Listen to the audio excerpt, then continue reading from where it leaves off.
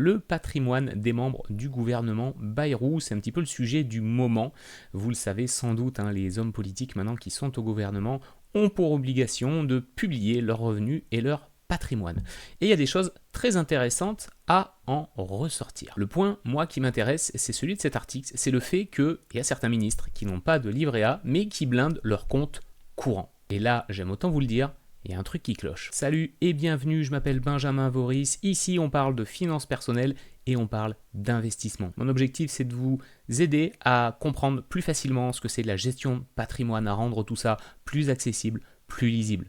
Si vous voulez me soutenir dans ce travail, pensez à vous abonner, c'est le meilleur moyen que vous avez de me soutenir. Je ne reviendrai pas sur le fait que la plupart de nos ministres sont richissimes puisque le patrimoine net moyen est presque à 3 millions d'euros, c'est énorme, avec des gros écarts puisque parmi le peloton de tête, on frôle les 23 millions d'euros. Que les gens soient riches, ça me gêne pas, surtout si l'argent provient du fruit de leur travail, s'ils ont investi comme il faut, s'ils ont créé des sociétés, ça c'est super intéressant parce qu'on a valorisé le travail. Moi, ce qui me surprend vraiment, c'est l'argent qui dort sur les comptes courants. Prenons l'exemple de François Bayrou qui a un LDDS qui est garni à hauteur de 2219 euros, sachant que le plafond du LDDS est à 12 000 euros. Mais à la limite qu'il ne l'ait pas blindé, c'est un choix, peu importe. Non, ce qui est gênant, c'est qu'on voit que sur des comptes courants, il y a l'équivalent de 45 000 euros. Pourquoi c'est un problème? Parce que laisser l'argent sur un compte courant, c'est comme laisser des billets dans un tiroir. Il ne se passe rien, vous n'avez pas d'intérêt, pas de rendement, et même pire, c'est qu'avec l'inflation, cet argent, il perd de la valeur chaque jour. C'est-à-dire 45 000 euros aujourd'hui, ils auront moins de valeur dans 10 ans. Parce que ce que vous pouvez vous payer aujourd'hui avec cette somme-là, vous ne pourrez pas en payer l'équivalent dans 10 ans. Parce qu'avec l'inflation, les prix auront augmenté. Donc cet argent qui dort, c'est de l'argent qui se dévalue tous les jours. Alors oui, un livret réglementé, rémunéré à 2,4%. D'ailleurs, ça va baisser a priori au mois d'août. On vise plutôt du 1,7 ou du 1,8. Dans tous les cas, c'est très faible et c'est même en dessous de l'inflation. Mais c'est quand même moins pire que 0%. Même une simple assurance vie avec un fonds en euros fait mieux qu'un compte courant. Pareil pour Rachida Dati qui a plus de 70 000 euros sur du compte courant. Jean-Noël Barrot, même punition, 25 000 euros. Et la palme, franchement c'est très drôle je trouve quand même, c'est qu'on a Éric Lombard qui lui n'a ni livret A ni LDDS, alors que c'est l'ancien dirigeant de la Caisse des dépôts et des consignations. Donc la caisse qui est chargée de gérer l'argent qui est placé par les Français sur le livret A et le LDDS. Quand je vois des ministres qui laissent 40, 70 000 euros à 0% dormir sur des comptes courants, est-ce que c'est vraiment une erreur?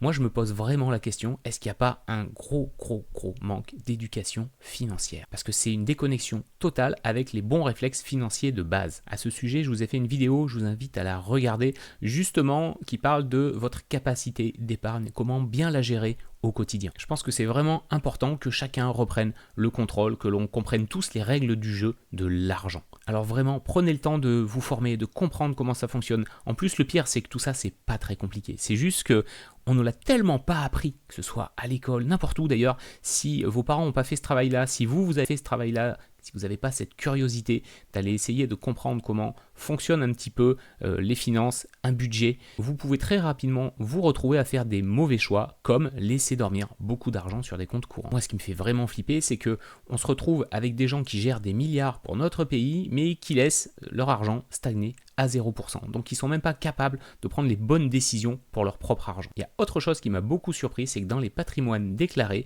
je n'ai vu aucun de ces hommes politiques avec de la crypto-monnaie. Oui, on a trouvé plein d'idées pour taxer les gens qui détiennent des cryptos, mais je vois que dans notre élite, personne n'en détient, personne n'est familier avec cet outil-là. Et pendant ce temps-là, on a eu une première en France, c'est-à-dire une maison d'une valeur de 370 000 euros qui a été payée à Lyon avec des stablecoins, donc avec de la crypto. Et comme tout le reste, dès qu'on parle de crypto, ça fait peur. Pourquoi ça fait peur? Parce que c'est quelque chose que la plupart du temps on ne comprend pas, sauf si on a pris un petit peu de son temps justement pour s'y intéresser. Alors déjà, c'est quoi ce qu'on appelle l'USDC? C'est quoi un stablecoin? Un stablecoin, c'est une crypto-monnaie qui est indexée sur le dollar. C'est-à-dire qu'un USDC vaut exactement 1 dollar. Contrairement au Bitcoin par exemple qui est très volatile, là la valeur est stable, elle est contrôlée, elle est auditable. C'est une des passerelles qui est les plus crédibles entre crypto et économie réelle. Cette transaction a été mise en place par un outil, Legiblock, qui a permis de la réaliser en toute légalité, c'est-à-dire que le vendeur, lui, n'a pas été payé en crypto-monnaie, il a vraiment été payé en euros. Ce qui est intéressant, c'est que là, il n'y a pas d'intermédiaire, il n'y a pas de banque,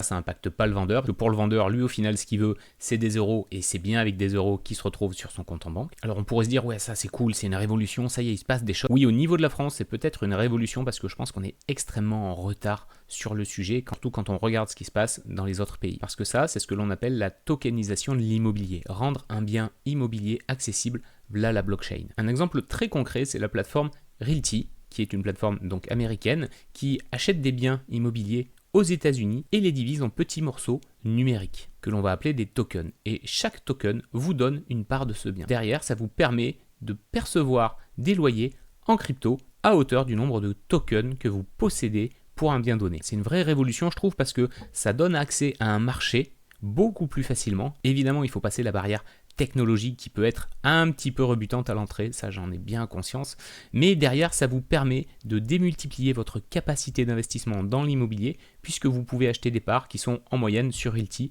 à hauteur de $50. Et tout ça c'est pas de la science-fiction, hein, c'est vraiment la finance d'aujourd'hui, ce qu'on appelle la finance décentralisée. C'est là qu'on voit, je pense qu'en France on est vraiment en retard sur tous ces sujets, alors que on aurait clairement la capacité à y aller. On a beaucoup d'ingénieurs qui sortent de nos écoles, on a beaucoup de belles entreprises, on a possibilité d'aller explorer ces terrains de jeu et je pense que c'est très important de ne pas rater le coche parce que ça va très très vite. Un peu comme avec l'intelligence artificielle, on voit qu'on est déjà en retard et que c'est très très dur de raccrocher les wagons. Tout ça, ça me conforte sur un point, c'est indispensable qu'à titre individuel, vous soyez souverain, vous soyez libre de comprendre comment vous gérez vos finances et vos investissements. Il y a beaucoup de pistes à explorer, mais la stratégie elle est toujours la même. On réfléchit d'abord en termes d'objectifs.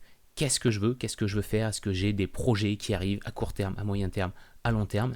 Derrière, une fois que je les ai bien identifiés, quelle va être la stratégie que je vais mettre en place? Donc quels sont les supports peut-être que je vais devoir utiliser? Et une fois que la stratégie elle est posée, on passe à l'action et on réalise ce qui a été couché sur le papier. En termes de gestion de patrimoine, pour moi une des plus belles qualités c'est d'être curieux. Soyez curieux, renseignez-vous, regardez. Il y a des tonnes de contenus qui existent sur tous les sujets.